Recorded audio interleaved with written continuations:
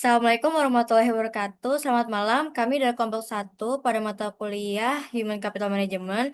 Pada kesempatan kali ini, kami akan melakukan fokus group discussion atau FGD dengan topik pengembangan sumber daya manusia. Nah, sebelum itu, izinkan kami untuk memperkenalkan diri. Saya Hana Tira Yasmin sebagai moderator. Lalu ada rekan saya, Timotius Andaru, Vanessa Renata Andini, Daniel Adria Carlo, dan Muhammad Zulfikar. Nah, pada diskusi kali ini di sini kami akan mendiskusikan mengenai kami berperan sebagai tim HR di sebuah perusahaan manufaktur yang baru saja mengadopsi mesin produksi yang tergolong modern. Namun permasalahan yang dihadapi adalah belum ada karyawan yang mampu mengoperasikan mesin tersebut. Melalui diskusi ini, kami akan membahas konsep pengembangan SDM, tahap pengembangannya, program yang tepat, kelebihan dan kekurangan metode, serta contoh penerapan dan pengembangan SDM efektif. Baik, mari kita langsung mulai diskusinya. Nah, sebelum masuk ke diskusi, saya ingin kita samakan dulu pemahaman. Nah, menurut kalian, apa sebenarnya yang dimaksud dengan pengembangan SDM dari sudut pandang kalian?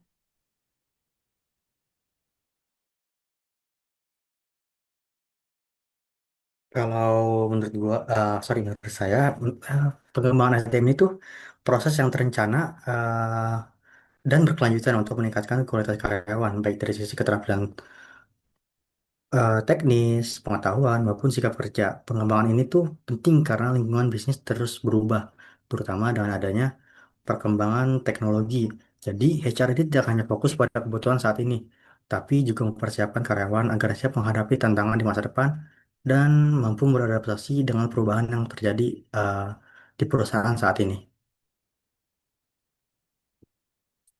Oke, saya setuju banget dengan pendapatnya Zulfikar. Menurut saya sendiri, pengembangan SDM itu tidak bisa dipisahkan dari strategi perusahaan kita, tapi juga ketika kita harus melakukan investasi teknologi, kita juga seperti kayak beli baru, dan kita sebagai investor juga harus investasi kepada sumber daya manusia yang akan mengoperasikannya. Pengembangan SDM jadi bukan cuma soal meningkatkan skill, tapi juga membangun mindset karyawan agar karyawan mau belajar hal baru dan juga tidak merasa terancam oleh perubahan teknologi. Kalau dari saya, dari sudut pandang saya sebagai HR Strategic Planning itu, pengembangan SDM itu bukan cuma soal ningkatin skill teknis, tapi juga bagaimana perusahaan itu membangun kesiapan karyawan secara jangka panjang. Terus saat perusahaan berinvestasi pada teknologi baru, pengembangan SDM itu berfungsi sebagai penghubung agar investasi tersebut itu benar-benar memberikan hasil dan tidak berhenti hanya di sisi teknologi saja gitu. Jadi selain itu program pengembangan yang tepat itu juga bisa meningkatkan rasa kayak memiliki karyawan terhadap perusahaan. Terus karena mereka merasa dilibatkan dan dipersiapkan, itu bukan cuma dituntut buat bisa ngikutin perubahan gitu, terutama di tengah kondisi kerja yang semakin dinamis. Gitu.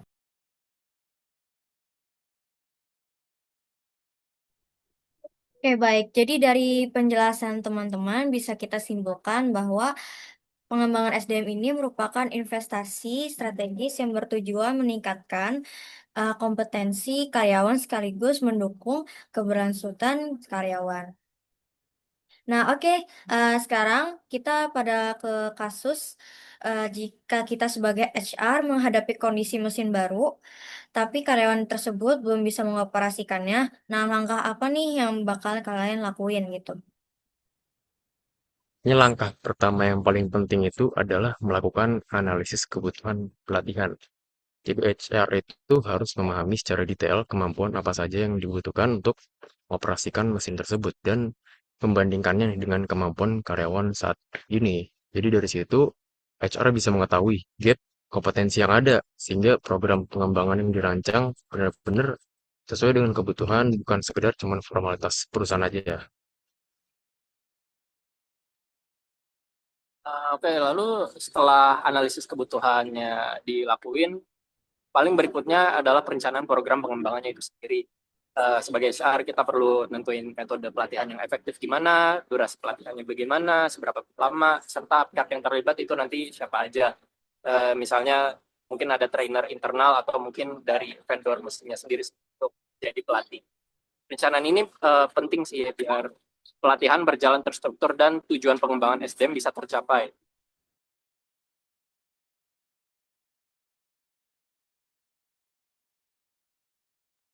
Ya mungkin sorry tadi belum di unmute. Oke, selanjutnya tuh mungkin bisa dilakukan tahap pelaksanaan ya. Pada tahap ini tuh HR harus memastikan bahwa program uh, pelatihan berjalan sesuai rencana dan karyawan ini benar-benar terlibat secara aktif.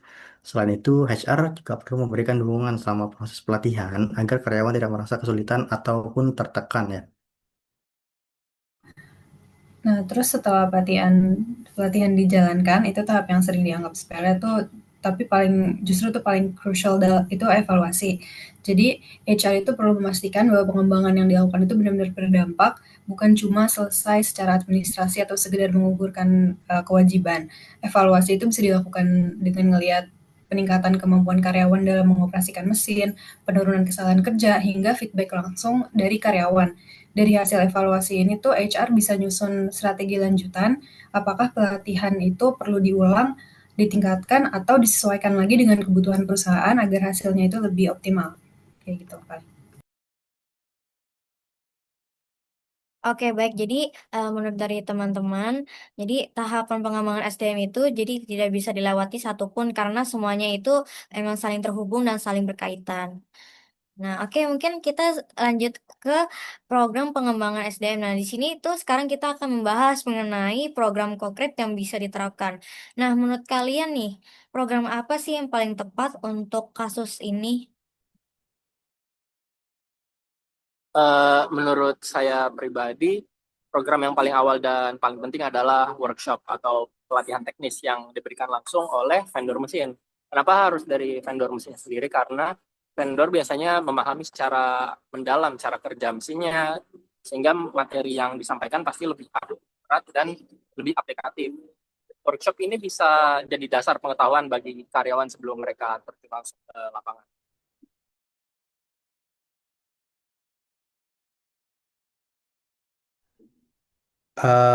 Terus menurut saya juga nih, jadi workshop saja belum cukup. Kayak HR tuh perlu melengkapi dengan on the job training agar karyawan bisa langsung mempraktikkan apa yang telah dipelajari sebelumnya. Dengan metode ini, karyawan ini akan lebih cepat memahami proses kerja mesin karena belajar langsung dari lingkungan kerja mereka. Begitu. Saya juga pengen nambahin bahwa HR itu bisa nunjukin beberapa karyawan sebagai key user atau trainer internal. Jadi karyawan ini diberikan pelatihan lebih mendalam, lalu bertugas membantu dan membimbing rekan kerja lainnya. Cara ini tuh nggak hanya efisien dari sisi biaya, tapi juga mendorong budaya berbagi pengetahuan di dalam perusahaan. Kayak gitu. Nah, selain itu juga metode ini juga ngebantu HR dalam jangka panjang. Jadi jika ada karyawan baru, key usernya dapat membantu proses adaptasi. Jadi tanpa harus selalu bergantung ke trainer eksternalnya aja. Oke, baik. Jadi dari diskusi ini terlihat bahwa program pengembangan SDM yang efektif sebaiknya menggunakan kombinasi dari beberapa metode yang dari teman-teman sampaikan. Nah, oke. Jadi kita ke diskusi selanjutnya gitu. Setiap metode tertentu pasti kan ada kelebihan dan kekurangan. Nah, di sini kita bahas nih satu-satu. Menurut kalian tuh gimana?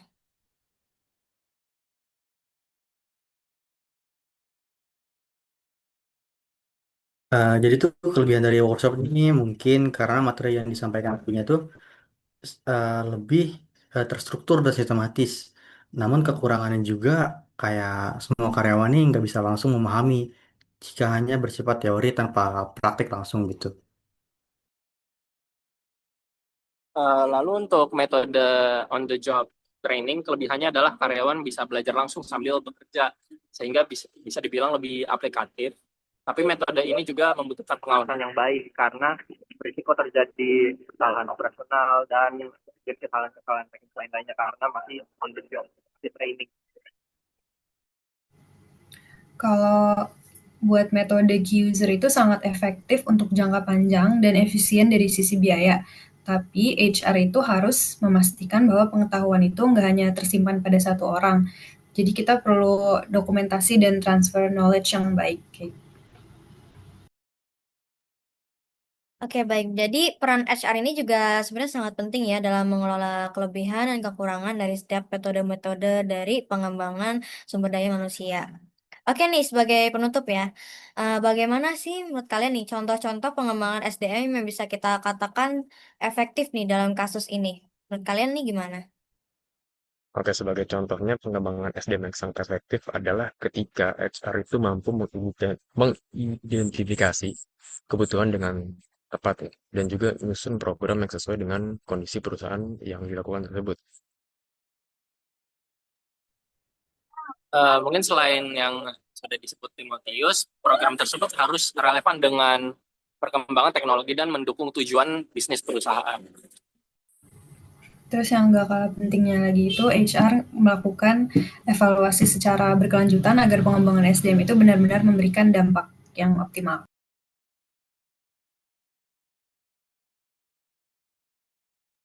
Oke, jadi dengan begitu karyawan menjadi bisa berkembang dan perusahaan juga mendapatkan manfaat yang maksimal akibat dari em, contoh-contoh pengembangan yang tadi teman-teman kalian sudah bilang gitu ya. Nah, dari FGD ini dapat disimpulkan bahwa pengembangan SDM ini merupakan peran yang strategis HR dalam menghadapi perubahan teknologi. Dengan perencanaan dan pelaksanaan yang tepat, perusahaan dapat meningkatkan kinerja karyawan sekaligus daya saing bisnis. Oke, terima kasih atas partisipasi dari seluruh anggota kelompok. Kurang lebihnya mohon maaf. Assalamualaikum warahmatullahi wabarakatuh. Selamat malam.